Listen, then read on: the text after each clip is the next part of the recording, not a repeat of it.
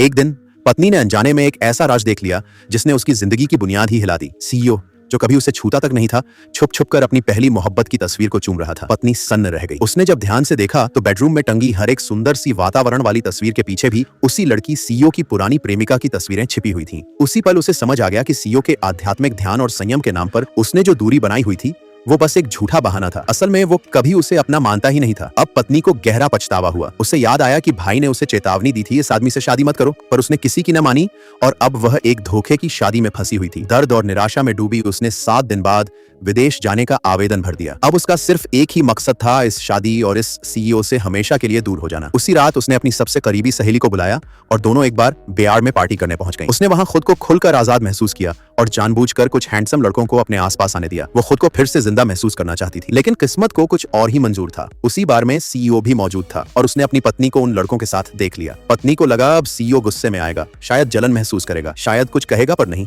उसने तो एक बार भी नजर नहीं मिलाई। वो सीधे एक दूसरी औरत की तरफ दौड़ा और वो कोई और नहीं, उसकी वही सच्ची मोहब्बत थी जो अब लौट आई थी। पत्नी वहीं स्तब्ध खड़ी रही। सीईओ की पुरानी प्रेमिका को जैसे ही पता चला कि सीईओ अब शादीशुदा है, उसका चेहरा गुस्से से लाल हो गया। वो तड़पते हुए बोली, तो क्या बस मुझे रास्ते से हट जाना है ताकि हम फिर से पहले जैसे हो सकें? सीईओ कुछ कहता, इससे पहले ही वो औरत बार की बोतल उठाकर सीधा पत्नी के सिर पर दे मारी। पत्नी पूरी तरह चौंक गई। वो ना तैयार थी, न कुछ समझ पाई और सीधे अस्पताल पहुंची। जब वो होश में आई तो सबसे पहले उसने अपने वकील से बात की और उस लड़की के खिलाफ जानबूझकर चोट पहुंचाने का केस दर्ज करने का फैसला किया। सीईओ को जब ये बात पता चली, वो पागलों की तरह अस्पताल की ओर भागा। वो पत्नी से केस वापस लेने की मिन्नतें करने लगा। बोला, मैंने उसे सजा दे दी है।